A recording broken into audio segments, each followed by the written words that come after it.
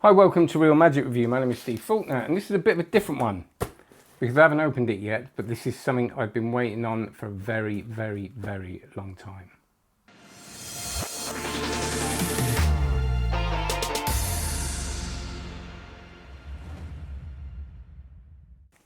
Before we do this, can you please like if you like it, subscribe if you want to subscribe to it, and go to stevefaulkner.com/newsletter, stevefaulkner.com/newsletter. Sign up for that, you won't be spammed, but I will let you know when I go live, do podcasts, that's what it is, and many things that are occurring. And I've got a couple of things coming out soon-ish, which I've been working on for so long, so I'd like to let you know about them. But no spam, promise. And onlinemagic.co is my membership site. Check it out. I won't give you my opinion because it's mine, it's biased in it, but people like it, and I think you'll be rather surprised with what you get for your very small amount of money. Right, relatively. A little thing about the cone and ball, all right? The cone and ball is something I've been fascinated with. I'm going to put that aside for a second. For a very, very long time.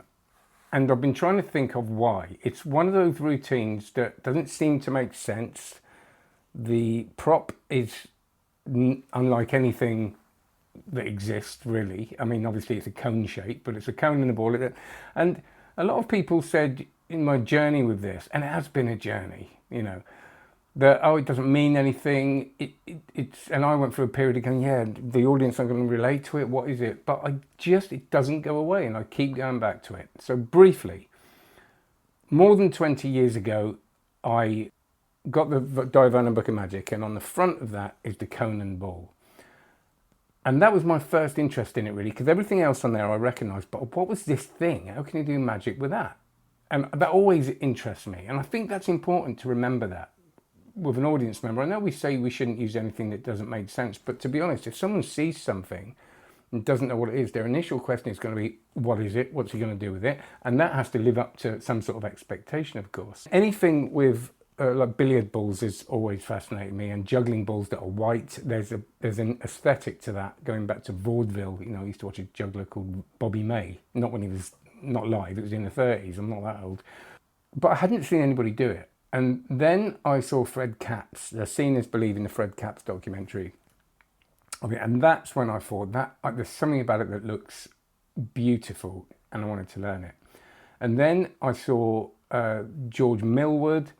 He was putting out a DVD, and you could buy a cone from, I think it was Denny's. And there was some very old footage. Then I saw of Vernon doing it, really, really quick bit. I bought different cones, and they were all fine. They kind of did the job, and I learned with one of those things, a big bobbin thing you get in a kind of industrial size kind of wall goes around it. Is that what, like a ball or what? Anyway, for sewing machines. Anyway, that. And from then, the next bit was trying to learn it. And when I learned it, I realised how difficult. And I found this really difficult. Way back in the day, I found some footage the other day of me practicing it, and I was flashing. I was constantly flashing, and I even, for a day, taped my fingers together just to stop flashing. And even now, I do. If I don't think about it, it's for some reason I found it incredibly difficult, which again appealed to me. It's like, right, I've sort of invested time now.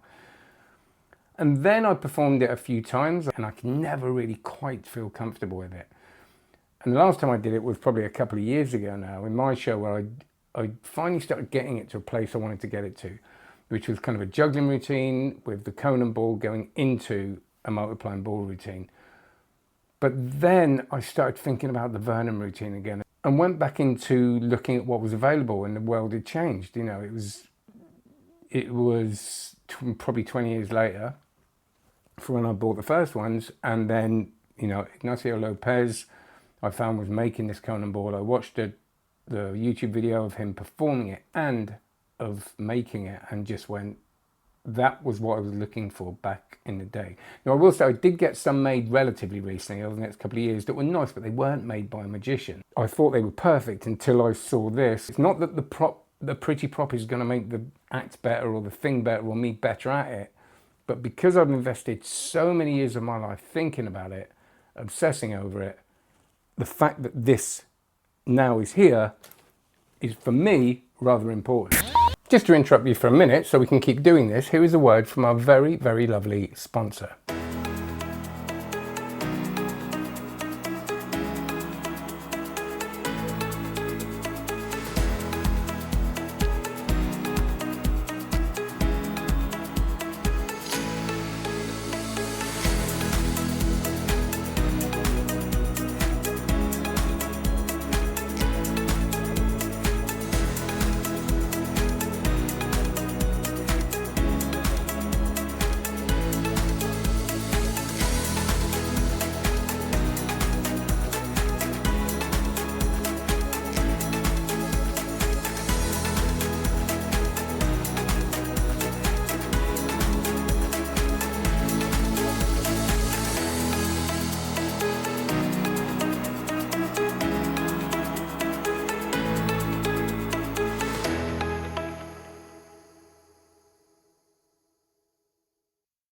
It took so long to arrive because it's got a border force. And I was gutted because it was meant to be 5 days and it was like 3 weeks or something like that. And I was doing that thing of staying in the moment, not being desperate for it to come, and you don't want it to build it up that much. But I have it, and I don't know the state of it. You know, like, did they open it all up? Here we go. Let's see if border force is completely knackered. I think, all right. I will. Okay, so straight away, and I have seen this on the trailer. It's a right old mess. So I know some people say, oh, you know, packaging isn't everything, but when you know it's something that is, it's a, for me, it's a piece of art. Again, it's got the lovely, I don't want to open it. I kind of, I don't want to, I kind of want a ball cone and handkerchief, which is what it is written up as. And this is, you know, made for that routine, I think. There you go. So here we go. I do not want to rip that. Look at this, wow. Oh. There. Which again, I'd forgotten it was going to be like a proper wooden box. I'm going to stop for a minute and tidy up a bit. Oh man. So we have this beautiful, what I presume is instructions or a note, the bag, which is again, now, when you get a bag with a small set of cups and balls or something, usually, and I generally have never not opened this yet. This is a surprise. I didn't want to look at all the videos again and ruin it. But a lot of the time when you get a bag with a set of cups and balls, you know it's going to kind of fall apart at some point. This is clearly a very well made thing. And those of you that have this kind of thing with different pots will know what I mean. You know, a couple of years and it starts fraying and falling apart. It feels a lot more substantial. And actually makes it would be quite nice to do the Tommy Wonder 2-ball routine with. And I have the handkerchief, which is beautifully folded, which I've just completely nosed up. I'll pop that. I do suggest checking out thin air as well. And the cone and the balls themselves are wrapped. So I should just, it'd be awful if after all this, don't know what it is. I don't know what it is about this. It's just a lovely thing. I'm not at the right angle to really do stuff.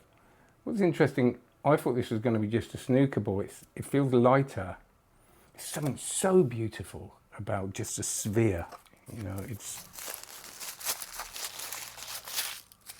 and again, maybe it is a snooker ball, but it's definitely lighter than a lot of them. That's the wrong angle again. But I was surprised I can actually roll it. I wonder if I can. Yeah. So, sorry, I'm doing that thing that I cannot stop playing with it as soon as I have. So this is what you get in again, the original routine. Oh, I will mention Tom Stone as well. So the other thing that really, and there's a move from it. I don't know if I do it right, but Tom Stone in his book Vortex, and it was published as a standalone PDF before that, has a great stuff on the cone and ball. So I think it's fascinated a lot of people. But let's have a look. See, oh gosh, it's really, I haven't tried this for a long time. It's really nice. And I did this with fakinis, the sort of the silicon bouncy balls, which meant this sort of move that I just did was very difficult. There's a way you could do it, but I don't know, I'm flashing there at all. And again, I should be standing for this really, but doop. Yeah, that's right. Whoops. Yeah, so there you go. That's lovely. So I'll try and play with it and get a little bit of footage. It's stunning. And a lot of the cones I bought, when you stood them out, they would be they'd be a bit all over the place, which is fine, but I also like this. I also like the fact that, yeah, I wasn't sure that was going to be able to happen either, because that's where I was flashing all the time. I was flashing there, so you just can't. I cannot help playing with this stuff. So I'm so sorry. So there you go. There's the Ignacio Lopez. I think it's called Conan Ball Deluxe, and everything about it is just a joy. And it's lovely to have something that's been so well made that looks so good, and I'm going to use it. I'm super excited. I'm going to get to work. And thanks, Ignacio, for making beautiful things. I haven't done it for a long time, so let the journey continue. And my commitment to you is that I'm going to perform it on stage again, which terrifies me.